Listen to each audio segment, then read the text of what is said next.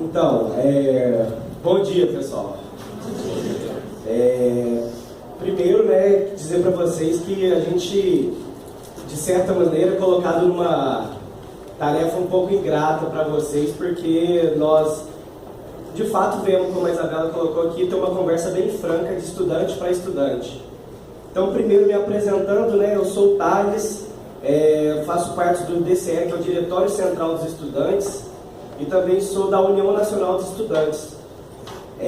Gostaria de colocar algumas questões, né? Primeiro, desejar a todos as boas-vindas, né? O pessoal que está aqui, o pessoal que está acompanhando pelos CADs, se não me engano, tem outras, CAD 1. E dizer que, né, vocês superaram uma etapa da vida de vocês agora, né?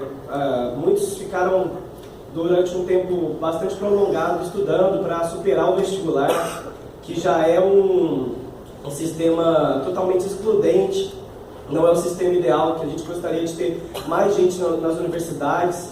E infelizmente esse calendário, né, essa corrida, que inclusive joga nós mesmos contra outros colegas, né? Inclusive muitos dos nossos colegas ficaram pelo caminho porque não conseguiram atingir uma pontuação que outras pessoas determinaram que era necessário para entrar dentro da universidade. Mas infelizmente esse é o sistema que nos foi colocado e vocês já são vitoriosos, né, de terem superado esse sistema. Bom, o nosso tempo é curto, né? A gente tem que dividir a fala com os diversos movimentos. Por exemplo, eu faço parte do movimento Voz Ativa, que atua dentro do DCE também, junto com as minhas colegas aqui. E infelizmente a gente tem muita coisa para falar, não será possível fazer essa apresentação, que vai ser breve, mas a gente gostaria de ter a oportunidade de ter uma conversa mais franca com vocês depois. A gente está sempre à disposição aí nos corredores, nas salas de aula, na própria sede do DCE, que depois vocês podem conversar com a gente está bastante aberto. Né, o que é o DCE? Muita gente não conhece exatamente. O DCE é uma espécie aí de grêmio estudantil da universidade inteira, né? O DCE é o porta-voz dos estudantes e é construído por eles também. E é uma maneira da gente movimentar a universidade, né, de pautar a universidade em torno dos nossos interesses. Então, a universidade ainda tem muito problema, gente. Infelizmente, como eu disse, não dá para expor todo tipo de situação aqui nessa breve fala, mas o papel do DCE é importante nesse sentido, né? Todo mundo que se insere no movimento estudantil sente um pouco as dores dos outros colegas que, infelizmente, sofrem com os problemas da universidade, né? E são vários. Eu queria poder dizer aqui para vocês que agora que vocês estão na universidade, tudo vai ser bonito, tudo vai ser festa. E, infelizmente, não é só isso. Vai ser isso também. Esperamos estar com vocês nessas oportunidades. Mas tem muito problema. A universidade sofre com os problemas, né, desde as primeiras universidades do país. E o movimento estudantil sempre foi um dos movimentos, né, no Brasil mais importantes para a conquista de direitos do nosso povo como um todo e dos próprios estudantes, né? As conquistas que a gente tem dentro das universidades públicas, a questão da assistência estudantil e diversos outros direitos, a questão da meia entrada foram conseguidas com o suor, sacrifício de muitos estudantes. Então, nesse breve momento que eu tenho inicial, eu gostaria de convidar todos a participarem do movimento estudantil, se inserirem nessas lutas, né? O movimento estudantil é vivo, é forte. Engana-se quem disse que o movimento estudantil morreu, as entidades são vivas, nós precisamos de fazer muita luta, estamos vivendo um período difícil no nosso país. Para concluir aqui, para passar a falar para a minha colega, eu queria dizer que eu acho que é um momento ímpar no país. Todo mundo sabe da crise que nós estamos vivendo e a crise afeta diretamente a educação brasileira. A nossa educação está sendo sucateada, diversas bolsas estão sendo cortadas. Vocês já entram na universidade com um clima de bastante crise e nós ou nos movimentamos, nos somamos às lutas dos nossos colegas, ou nós vamos ficar a rebote da história, né? A gente sabe que a história anda para frente, quem não se insere nisso, infelizmente, vai ficar para trás. Então, mais uma vez, gostaria de saudar a entrada de vocês, sejam muito bem-vindos à universidade e que vocês possam se somar a nós na nossa luta cotidiana aí. Muito obrigado.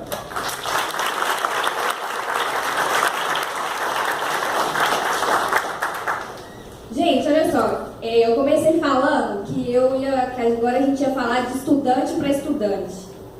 Na verdade, eu gostaria muito de estar falando aqui de juventude para juventude. Mas, infelizmente, hoje no nosso país, apenas 14% da juventude está no ensino superior.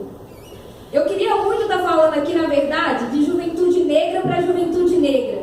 Mas, infelizmente, no nosso país, a juventude negra hoje na universidade é muito menor essa porcentagem. Então, eu estou falando aqui para uma parcela de pessoas que venceram uma etapa da vida sim e que passaram no vestibular, mas que, infelizmente, hoje existe a maior parte da juventude não está aqui nessa sala, não está nos carros, não está me ouvindo nesse momento. Eu estou falando isso, gente, porque hoje existe uma grande propaganda do governo de que as universidades estão sendo democratizadas, de que as pessoas estão tendo acesso à educação. A gente escuta muito falar sobre isso.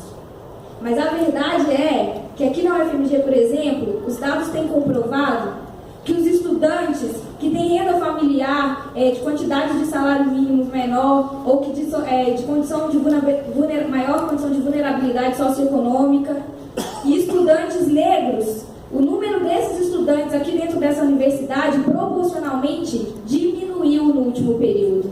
Diminuiu depois da implementação do SISU, por exemplo.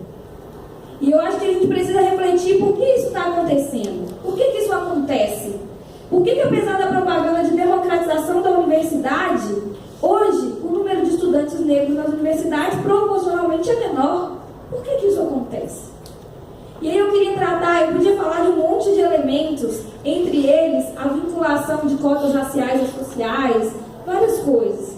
Mas eu queria tratar de um especificamente, que é uma das coisas que a gente mais está sendo afetada hoje na UFMG, que é o problema da dificuldade de permanecer na universidade.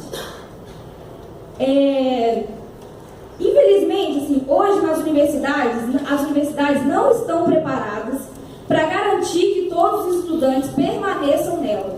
Então, não estão preparadas, muitas vezes, para garantir que as pessoas que têm que trabalhar e estudar possam trabalhar e estudar, porque a maioria dos cursos, principalmente na área da saúde, aí é integral.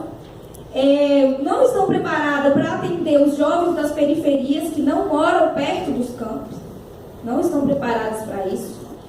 E não estão preparadas para atender os estudantes que precisam, na sua totalidade, os estudantes que precisam de assistência estudantil, que precisam de bolsa, moradia, que precisam de um almoço mais barato, que precisa do ônibus intercâmbio, porque aqui na UFMG nós temos vários campos e não dá para você precisa se virar para se locomover. Enfim, o que é a prova disso? Prova do que eu estou falando, assim.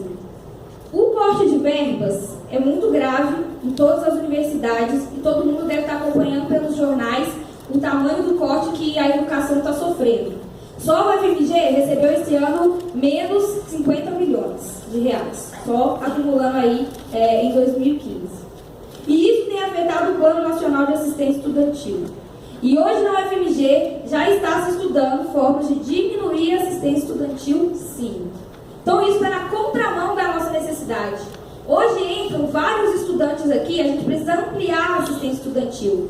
Mas infelizmente na última semana o que a gente viu foi corte de bolsas de estudantes que recebiam bolsa de assistência estudantil e hoje estão sem receber. E por que isso está na contramão? Porque o reitor veio aqui hoje e ele falou que a pior coisa para a universidade era não receber os alunos, era não começar o semestre letivo. Mas, gente, a pior coisa para a universidade é que hoje a UFMG não tem condições financeiras para poder receber os estudantes. Hoje a UFMG não tem condição financeira para garantir a permanência dos estudantes na universidade. Então, gente, eu estou falando isso tudo porque o DCE está aqui para isso.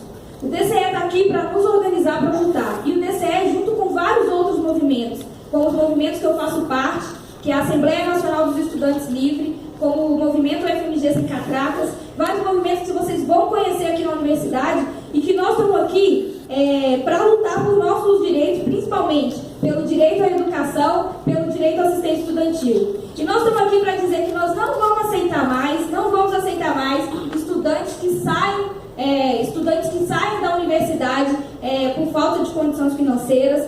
Nós não vamos aceitar mais, então nós estamos aqui para lutar por todos os estudantes cotistas, estudantes negros e negras, LGBTs, as estudantes mulheres, enfim, por todos aqueles que precisam ter o seu direito à educação garantido, e queremos convidar todo mundo a fazer parte desse movimento e lutar junto com a gente por uma universidade que realmente atenda a juventude hoje.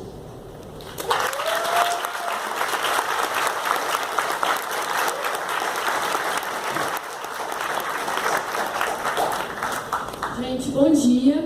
Eu sou Hanna, sou estudante de nutrição daqui da UFMG, também faço parte do Diretório Central dos Estudantes.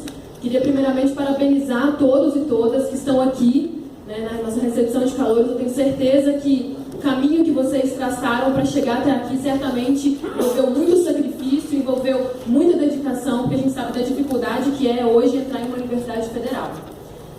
Bom, a partir da situação atual, né, que a Isabela já colocou um pouco, de ajustes, de cortes que o governo da Dilma está promovendo hoje nas áreas sociais, de maneira geral, um grupo volumoso de estudantes daqui da UFMG de diversos cursos percebeu a necessidade de conformar, né, uma chapa para o TCE que seja independente do governo da Dilma, do governo do PT, que hoje se converteu, na verdade, em um dos grandes inimigos da educação pública, tendo em vista que só esse ano o governo da Dilma cortou 10 bilhões de reais da educação pública. A política econômica que o governo da Dilma tem hoje é de fazer sangrar o povo, de fazer sangrar a juventude para garantir o lucro daqueles que investiram nela durante as eleições do ano passado. Não à toa, ela cortou também 11 bilhões de reais da saúde, o que fez com que precarizasse ainda mais o SUS, e continua com os ataques, junto lá com o Renan Calheiros, querem fazer passar a Agenda Brasil, que continua com o processo de terceirizações e que inclusive querem cobrar por cada consulta que é feita hoje no SUS. Todos esses ajustes, esses ataques têm apenas um destino, galera, que é pagar a dívida pública, que hoje é a maior bolsa que existe hoje no nosso país, é a Bolsa Banqueiro. Porque existem diversas comprovações de ilegalidade, de fraude nessa dívida, no pagamento dessa dívida, porém continua a ser paga porque a Dilma tem um lado e ela quer garantir o pagamento dessa dívida para garantir o lucro dos grandes empresários, dos banqueiros.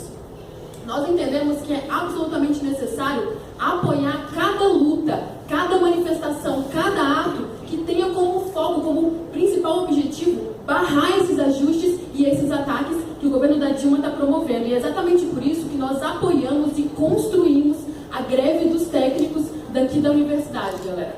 Porque hoje os técnicos são a linha de frente, a vanguarda da luta contra esses ajustes que, infelizmente, o que está apontado é que vão continuar ajustes contra todos nós, e é necessário que a gente construa, de fato, um polo de resistência. Inclusive está acontecendo agora, né, uma assembleia dos técnicos ali na escadaria da reitoria. Posteriormente, depois daqui, a gente vai dar uma passadinha lá. E aí, assim, eu acho que é importante ressaltar que os técnicos administrativos da universidade que ainda estão em greve, galera, não são nossos inimigos. Muito pelo contrário, são nossos aliados na luta em defesa da educação pública. E é por isso que a gente apoiou, que a gente constrói a greve deles. E é importante também ressaltar, galera, que estamos começando aí as aulas, né, com um atraso de quase um mês. É importante ressaltar que a responsabilidade por esse atraso não é dos técnicos administrativos, porque a própria reitoria já disse que mesmo se não tivesse greve dos técnicos, também atrasaria o semestre, porque não tem recurso para garantir o início do semestre.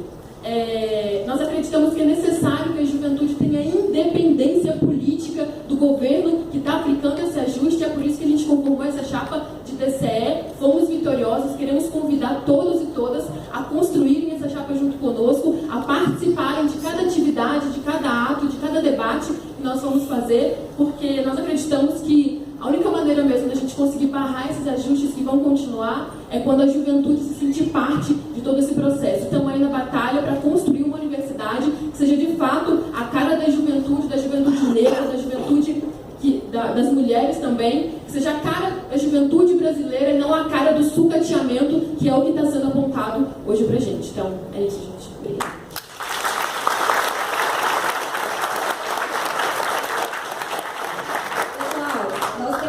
Giovana, só queria falar que em meio a tudo isso que a gente falou aqui, que são os elementos de dificuldade que a gente está enfrentando hoje na universidade, existe um negócio muito importante que a gente quer ressaltar, que a UFMG agora aprovou a adesão ao nome social aqui para as pessoas